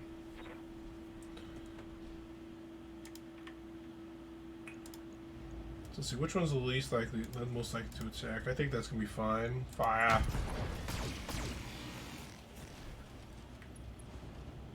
He's actually been knocked down. I wonder what that does. Lost evasion, lost some initiative, which means we get to actually, which means that, but I guess it's still his turn though. He gets to get right back up. But that must, he fires right at Mastiff. But it doesn't seem to have done too much to him. Reading loud and clear. Stop giving all these damn death flags. Punch him! Punch him! I'm on it. Closing sailing ring. Bitch slapped! Nicely done. Mark really like kicked, he like got corn dogged or something. Anyways. Alexander Madeira, come here, could you read me? Alexander, thank gods. I thought I lost you when the bombs fell. You very nearly did, Kamiya. The city is lost. We have to get off this planet. We need to do it now. I can't abandon Cormadir. This is my home, my birthright. The battle's over, Kamiya. Lord Madeira has the right of it. It's time for you to run. Escape from this madness and live to restore the coalition another day. You're both right. My uncle has won. The Reach is his. We'll mourn for it later, the both of us. For now, you need to move. I have a dropship waiting at Shepherd's Pass. I'm on my way there right now. Hurry and meet me there, please. We're on our way.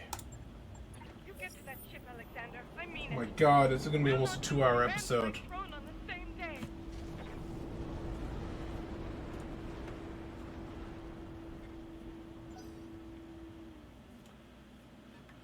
Well, apparently there's some enemies left alive.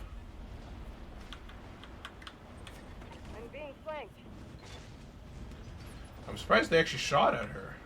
So it's Mastiff's turn, because it's his turn order. Why can't he move?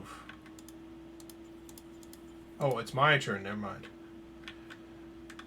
It was saying it was showing his turn order because it wasn't his turn. I didn't realize that. I still need to figure out how this works.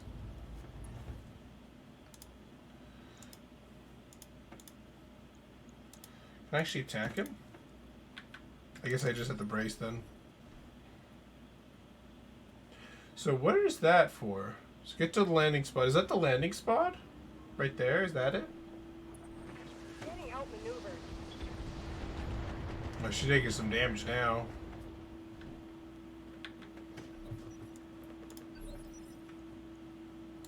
Orders. I'll have him take the low ground here. Moving out.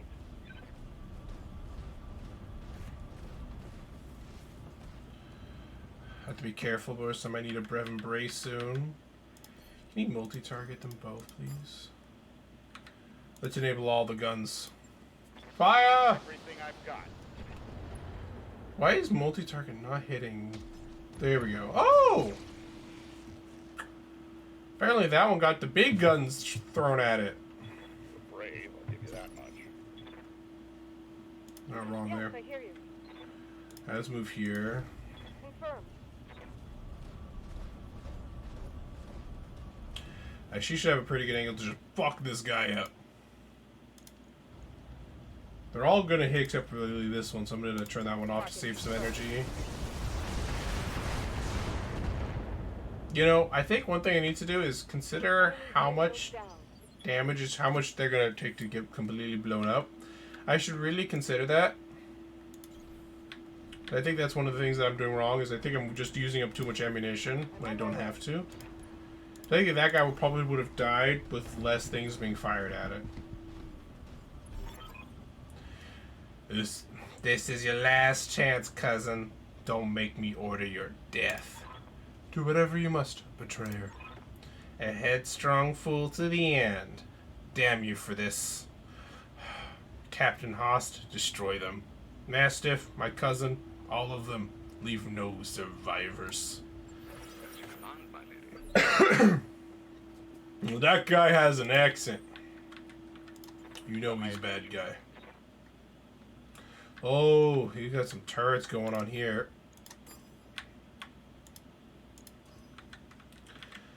We need to unleash everything here. So these guys have a decent amount of health. Hey, I'm just gonna have to fire everything. Copy that. That one's been destroyed. Did it over-invest in that one? Because I was kind of hoping to spread out.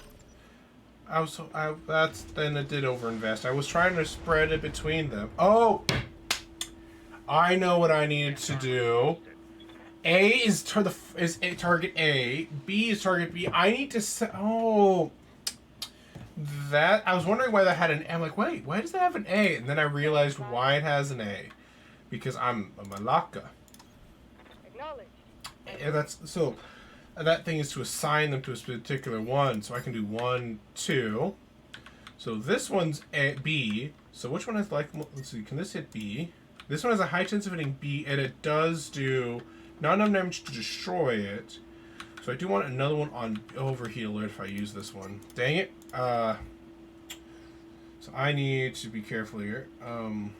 Times 8. So this one will do dot damage to B. I kind of want to take out B if I can. So that's 8 times 8 is... Wait, no, is that 6? That's actually 6. That's 48. So 48, 48, that's 96. That'll be enough to destroy it, which means I can target this one. I can have this one target A and this one target A. And I'll be fine. Engaging the enemy. Multiple targets. And then, now that should target B and destroy it. Oh, I need to assign one more to finish it off. Hot damn, I was close though. I'm getting better at this though.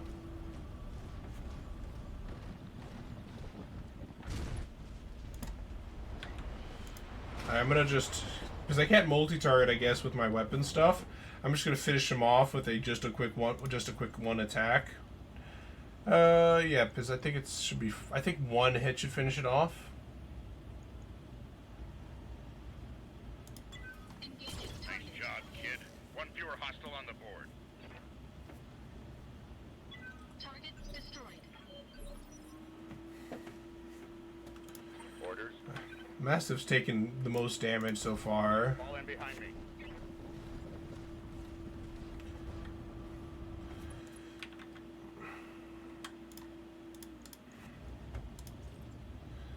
I'm gonna have him fire with all of his He did a decent amount of damage, but not a lot. I think he's behind cover though, so hopefully that's gonna be enough.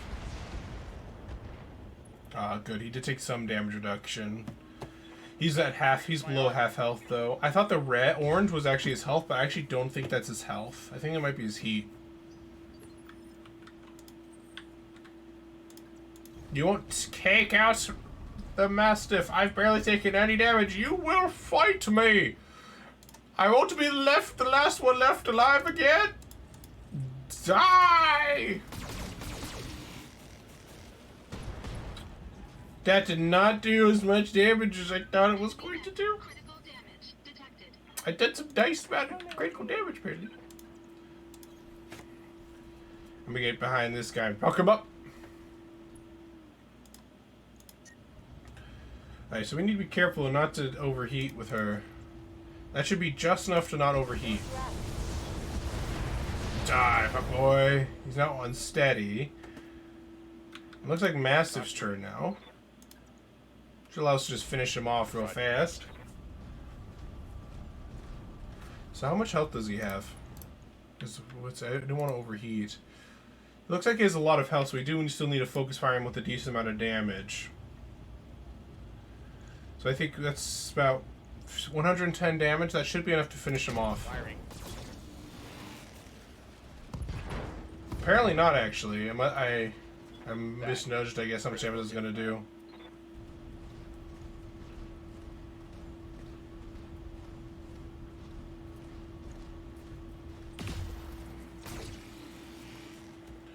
Well, on the bright side, he didn't take Mastiff. Mastiff had the most amount of damage. I'm taking heavy damage. You barely got touched, woman.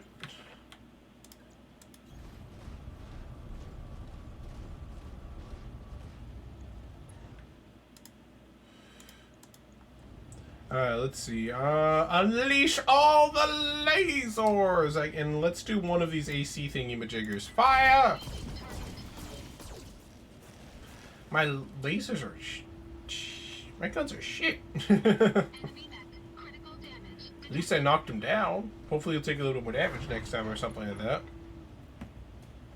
I really don't know what pilot injured means, honestly. I wonder if that's something that will come up later on. Oh wait, I can melee him. I can melee him. I forgot to melee him. I can make a called shot.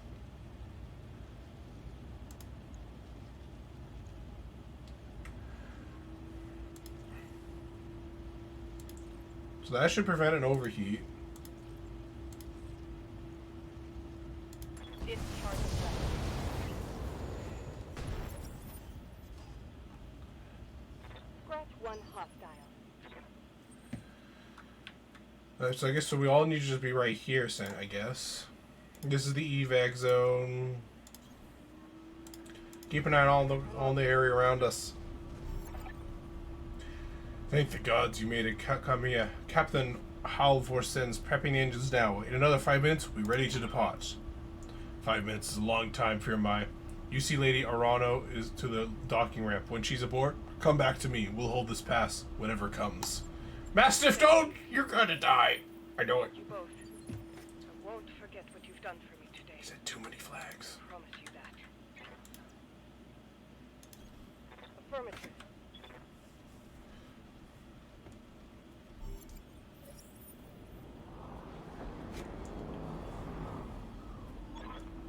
Oh my, that's a lot of them. All units, advance. I want you to take that dropship. Destroy everyone and everything that stands in your way. Alright, Fearmy. I trained you for this. We'll fight side by side. Watch each other's backs. Above all else, we will keep Lady Arano safe. Protect the dropship. It's all that matters. Damn it, Montgomery, you're the most damaged guy here! Warning, engine critical. Oh no. Trouble with your blackjack, Fearmy. Shame. That's been happening to a lot of Royal Guard battle mechs lately. You have numbers on us, and you've resorted to sabotage, and you're gloating about it. You've got no honor, you vicious little brat. Not you, nor your backstabbing father. Shut up, old man. My father's a great man, and I swear to all the gods you will suffer if you insult him again. Your father is a coward, and so are you. Fearmy, I want you to eject. Now, punch out. You're no good to anybody in a broken mech, and I won't let you touch it. Damn it, I knew he's gonna die, and I've started using a voice for it. Fuck! Eject now. That's an order. Come for me, Victoria. Your teacher is waiting. Come and show me what you've learned. Damn it, Montgomery's gonna die! This is horrible. Horrible! Horrible. I knew he's gonna die because he's like so many death flags in your backstory include him, but damn it.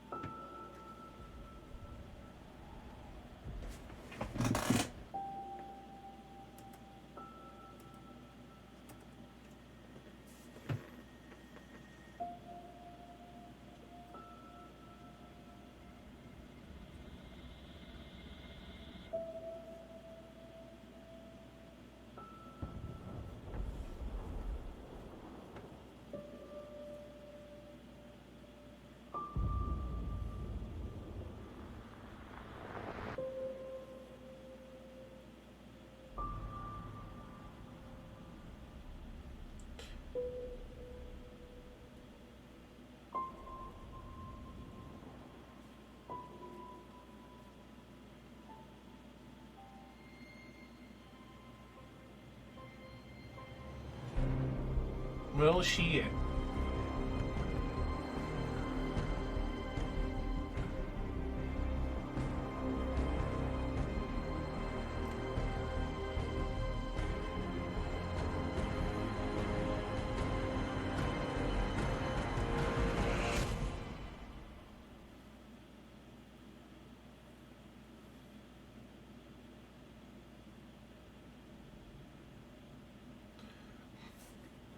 Well then, let's see, let's turn the webcam back on. We'll do this last little bit, then we'll end it.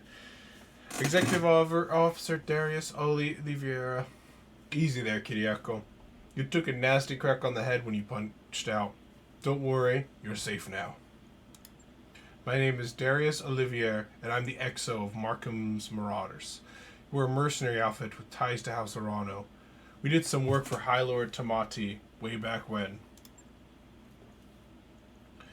I'd introduced you to Commander Markham, but I'd introduce you to Commander Markham, but he was on a supply run in the Market District when the bombs fell. Yeah, well, he didn't make it.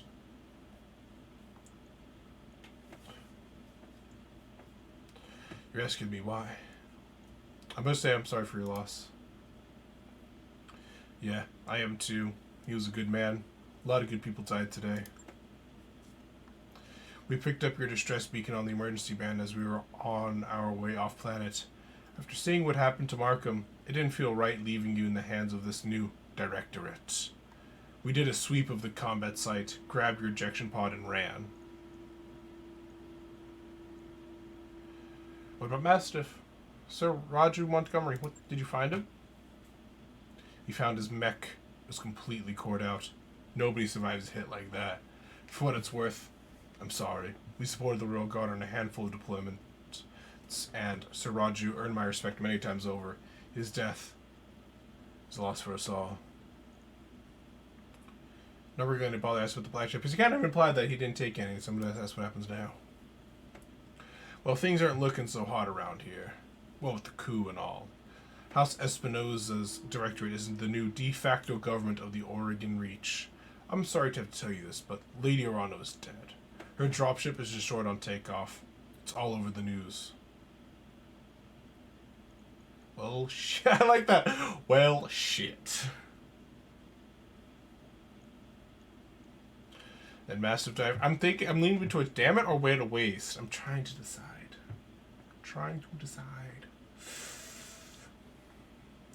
Yeah.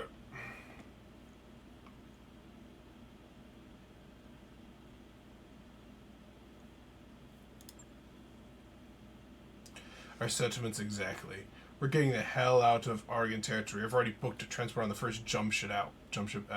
We're heading to a nice, quiet stretch of independent space all the way across the frontier on the Canopian border. Not a cheap trip, but we'll worry about how you're going to pay for it later. Well, I was part of a mercenary company, I'll let you know. As for you, well, you've got options. According to your blood chit, you've got family out in the Free Worlds League. If you want, I could look into booking you transport on freighter bound for Mark space. I can't make any promises, but I'll try. So basically, because my answer I can say, the League isn't my home, never has been. My family moved to the Reach before I was born. No way. I'll be damned if I'm going to let the director chase me away. That's ancient history, and besides, I'm broke. What's option B? Honestly, this one's pretty accurate. I also like this one, though. No way. I'll be damned if I let the director chase me. I like that idea, too.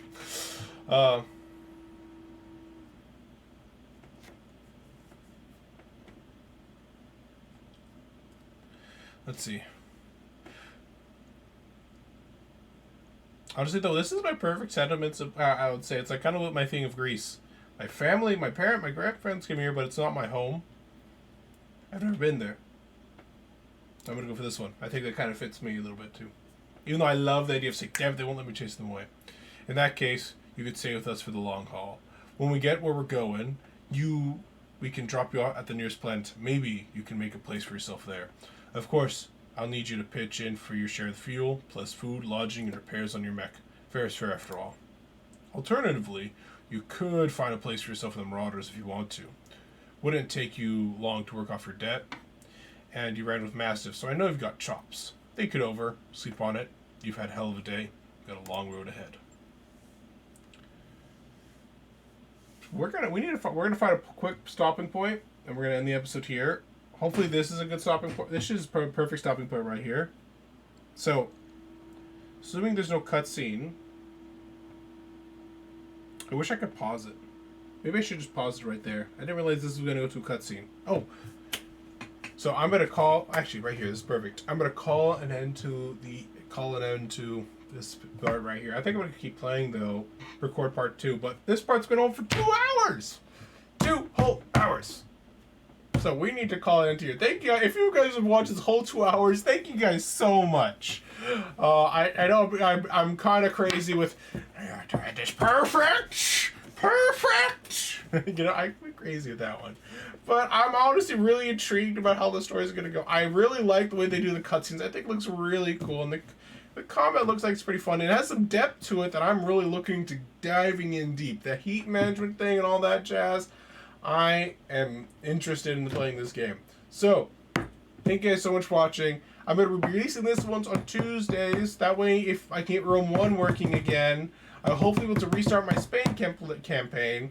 So with any luck, shouldn't be any big problems.